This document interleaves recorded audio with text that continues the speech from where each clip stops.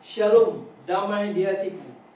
Kembali berjumpa dengan saya Pendeta Jonathan F. Pulalang pada hari Minggu tanggal 12 Januari tahun 2025.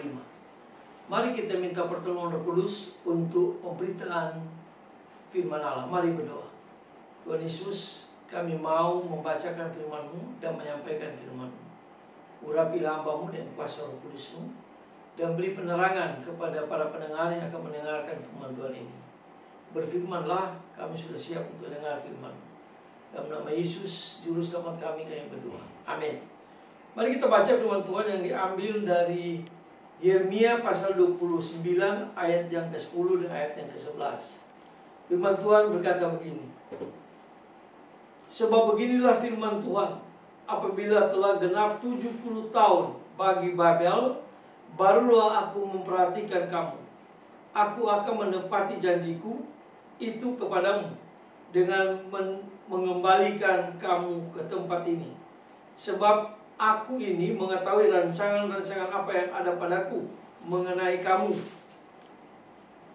Demikianlah firman Tuhan, yaitu rancangan damai sejahtera dan bukan rancangan kecelakaan, untuk memberikan kepada kamu hari depan yang penuh harapan.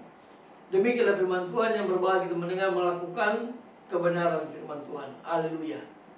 Tema kita pada hari Minggu tanggal 12 Januari tahun 2025 adalah Tahun Baru, Pengharapan Baru.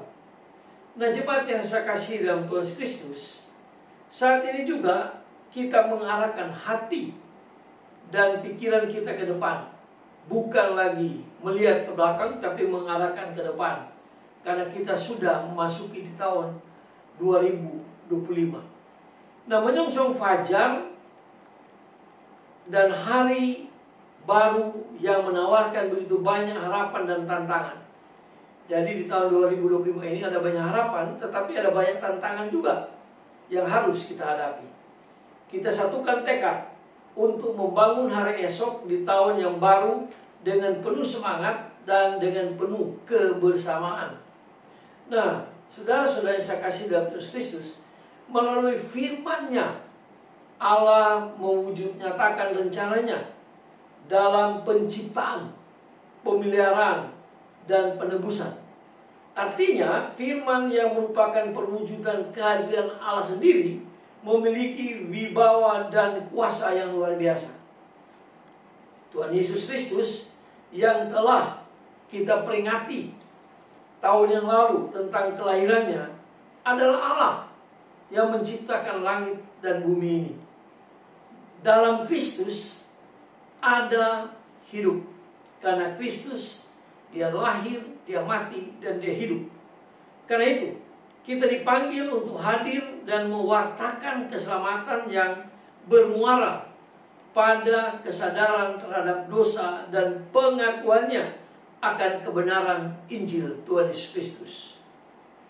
Kepada kita, Kristuslah hidup kita. Kepada Kristuslah kita harus bergantung sepenuhnya. Seperti yang dikatakan dalam Yeremia pasal yang ke-17 ayat 8 yang ke-9, terkutuklah orang yang bergantung kepada manusia. Dan kita pada tahun 2025 ini harus bergantung kepada Tuhan Yesus. Karena apa? Karena Tuhan Yesus yang akan memimpin kita, yang akan menyertai kita, yang akan menolong kita, melindungi kita di tahun 2025. Nah, saudara-saudara yang saya kasih dalam Yesus Kristus, firman yang hidup itu tetap nyata dalam karya Kristus dan kehadirannya yang akan mewujud nyatakan kebenaran, keadilan, dan bela rasa dan cinta kasih kepada manusia di tahun 2025 ini.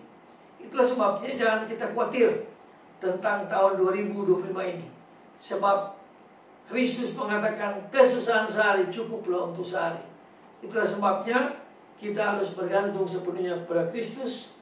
Karena dalam 1 Petrus 5 itu mengatakan, serahkanlah segala kekhawatiran kita kepada Tuhan kita Yesus Kristus. Semoga di tahun 2025 ini kita semakin diberkati Tuhan, kita semakin sehat, dan kita semakin dipakai Tuhan Yesus secara luar biasa. Mari kita tunduk kepala, kita berdoa. Tuhan Yesus, terima kasih karena firman Tuhan mengajar kami supaya kami selalu melihat ke depan dan menyerahkan segala kekhawatiran kami kepada Tuhan Yesus. Ampuni dosa kami Tuhan, dengarlah doa kami di tahun 2025 ini. Kami pasti akan diberkati Tuhan Yesus. Haleluya, amin. Terpujilah Kristus, sampai kita berjumpa di kesempatan yang lain.